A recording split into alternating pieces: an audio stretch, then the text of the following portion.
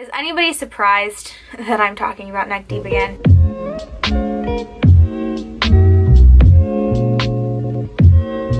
Hi guys, what is up? So today I am doing something that I am so excited to finally be doing, and it is the album review for the new Neck Deep record. I have wanted to do this video for so long. I've been so excited for this album for so long. And it's finally here. I'm actually kind of late to the game because there's quite a few album reviews already out. All the other YouTubers are like way more... They have their life together a lot more than I do. Look at it, first of all. Ugh. It's so pretty. I guess pretty isn't the word I would use. It's just dope. I don't know. To preface this a little bit, Welsh pop punk band, they put out Life's Not Out to Get You in 2015. And they put out Wishful Thinking before that sometime. I am new to the pop punk scene, but I'm not new to Neck Deep. I've been a fan of them for like 2 years now. They did like I think 6 or 7 signings near me. So I went to 2 of them, and I got this early, last Sunday to be exact. And I've been listening to it ever since. One of the first things that I want to talk about this album before we even get into the songs is the fact that Danny Washington, who is the drummer of Neck Deep, has blown me away throughout this entire album. His drumming has always been one of my favorites. I think he's my favorite drummer, and that's kind of like one of the biggest things for me when I listen to a song is the drumming. Do I think that it's impactful? Do I think it's clean? His drumming style has been one of my favorites throughout this whole album, although this album is kind of experimental, and that's not meant to be a bad thing, but although it is kind of an experimental album, his drumming stayed him. It stayed Danny Washington. You're gonna hear it and you're gonna think immediately, yeah, that's Danny from Neck Deep. It's not misplaced anywhere throughout this album, and I think that is so cool and it's so crucial. So I really enjoy that. Another thing I want to say about this is that Phil Thorpe, who is the bassist, his vocals on this album are incredible. This album particularly, I feel like showcases his vocal ability, and I love that. I always like to see like a backup vocalist sing a little bit more on an album. It's always like refreshing. And although Ben Barlow is the voice of Neck Deep, Phil kind of stepped up a little bit for this album, and I really like that. I think it just showed off how talented the guy is, and I dig it. Also, like I said, it is experimental, but I think that it's done well. This whole album, although it is different, although it's not Neck Deep's typical sound, I don't think that's a bad thing. I think they killed it. I think that they, you know, stepped out of their comfort zone and said like, hey, this is Neck Deep, this is where we want to go, we're pushing ourselves. And I think that that's admirable, and I think they did it well. There are a lot of bands who tried to be experimental, tried to change their sound, but they didn't do it in a way that was tasteful, and the backlash of it is there. Neck Deep, I don't think did that. I think that they did it tastefully. I think that they made some moves to progress their sound, to try and push their boundaries, but they did it in a way where they were still staying true to themselves. There's still pop punk bangers on this album. You're not, you know, losing Neck Deep in any way throughout this album, so that is something to be said about it. So the opening track on this album is called Motion Sickness, and this one was released back in July sometime. The drums on this track are so good. They're super high tempo, which I dig, of course. Also, the chord progression in this song, holy.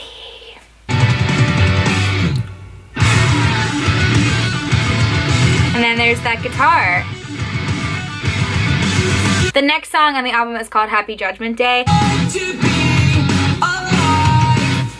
The riff in this song makes me, it's one of those things that just, it's gonna get stuck in your head. You're gonna hear it and think Neck Deep immediately. So the next one is one of my absolute favorites on the album, and I promise I'm not gonna say that about every song, but this one, it's called The Grand Delusion.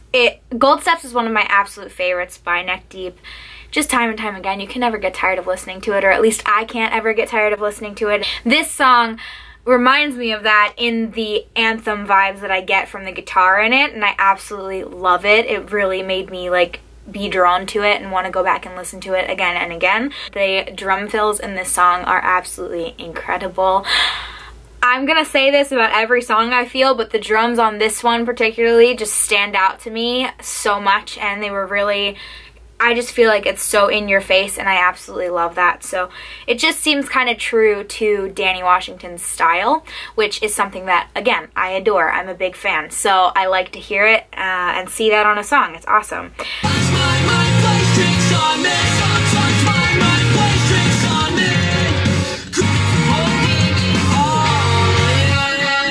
That guitar matched with those lyrics, I just think that's so freaking iconic for Neck Deep, and I think it's just so traditional and classic Neck Deep. The next song on the album is called Parachute. This song to me is just kind of a traditional love song, but it's also kind of just a self-help song, or like a song that just is like, hey, do you, like, you know, live your life and do it however you gotta do it. I really like that lyric a lot. I just think it's, I don't know, it's just very nice. It makes me like happy when I listen to it. It's a good mentality to have, just live for yourself. I also wanted to mention the guitar at the end of this song is good. It's real good. The next song is called In Bloom, and that was their last single before they put out the album, and it's the one that kind of shook the world, I guess, if you could say that. I feel like a lot of people were like, that's Neck Deep. This song does not sound like traditional Neck Deep. Ben's vocals in this song are one of my favorites. He's just so soft. He touches on a side of himself that is soft for this song, and I think that's dope. Ben Barlow, to me, is always very aggressive. That's the word that comes to mind when I think about him. He's just like an aggressive singer. On past songs, he's always been very like in your face and like loud about things, which is of course Neck Deep's way. But this song really turns it around, and he actually shows how talented he is, which, I mean, he's always been talented. His talent has always been evident, but I really feel like he expressed, and kind of this song just showcases his vocal range. I don't know, I feel like this song was layered really nicely. I'm so excited to see it live. I did see it acoustically live, which was awesome, and there's a video, shameless plug, there's a video of it. I will link it down below. The next song, I wanted to allot enough time for this song, so let's just, okay. All of my friends are so sick of me talking about this song because they're like, Meredith, we get it. You love this song. Shut up. This song is called Don't Wait, and it's featuring Sam Carter from The Architects. I just, I don't even know what to say. I don't even know what to say about it. What do you say about a song like that? What words do you use? I don't even know. This song is hella political, which I dig. Also, I should mention that like I'm a bigger fan of like the grungier, like more gritty songs by Neck Deep. Off of Life's Not to Get You, one of my absolute favorite songs was Citizens of Earth, which was that more punk, gritty song. I want to go and say harder, but I know a lot of people are going to be like, Neck Deep's not hard, Neck Deep's pop punk, don't label them hard. I understand, I know Neck Deep is not like metalcore, thanks, I got it, but off of that album, Citizens of Earth is one of the harder songs, and I really liked that. I still listen to that song very regularly. So this song is my absolute favorite off of the album. It's my Citizens of Earth for the Peace and the Panic. I love it so much. Are you hearing the drums? It's like, are you ready? You're not. You think you are, but you're not ready. The bass. Do you hear the bass line? Do you hear the bass line?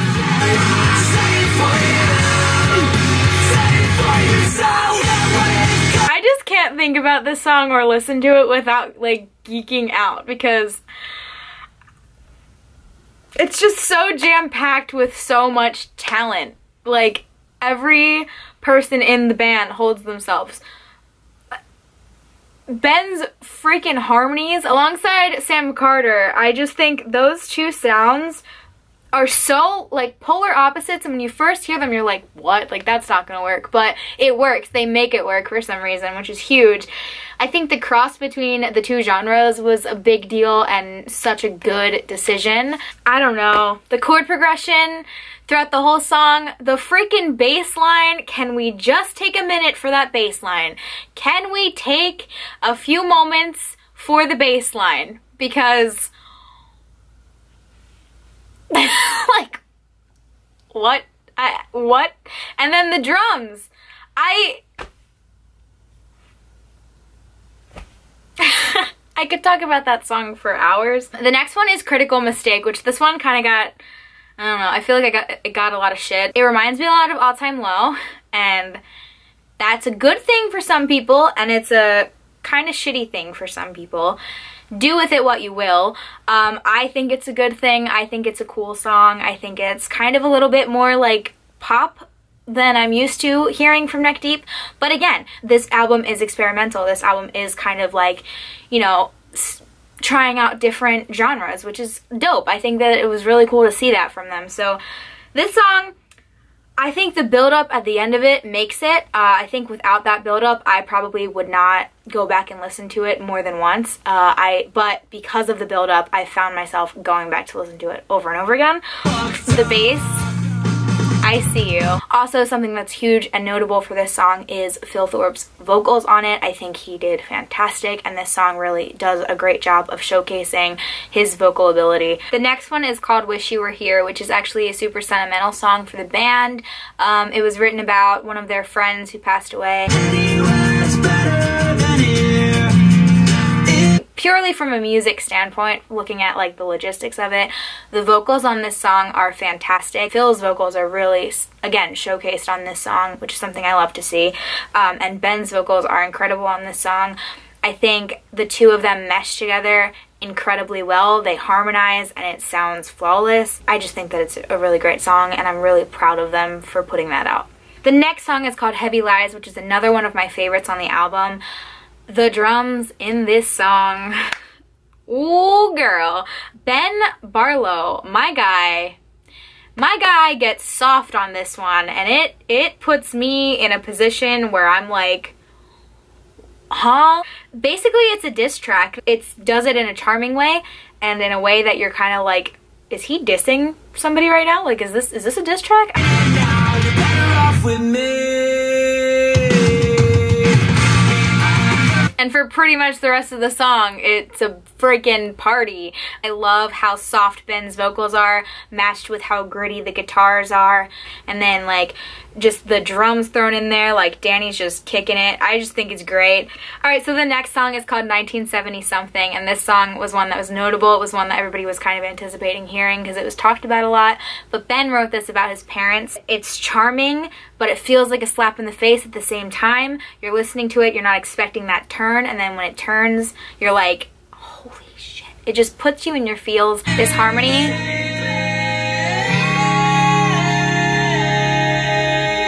I think that song is beautiful. I think it's an amazing tribute, and I just really I have a lot of respect for them for putting that on the album. The last track on this album is called Where Do We Go When We Go. It was released with Happy Judgment Day when they announced the album. It's basically about death, but it's also about just living your life to the fullest and doing what you want to do with the time that you have on this earth. So it's awesome. The bass line in this song is absolutely fantastic.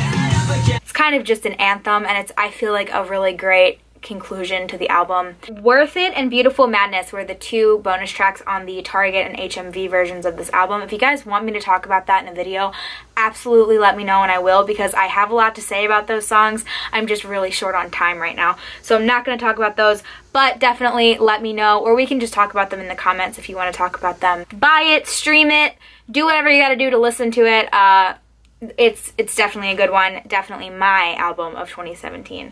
So yeah, thanks so much for watching. I will see you in my next video. I love you guys so much, and yeah, in true Neck Deep fashion, live life to the fullest before you die. Okay, bye.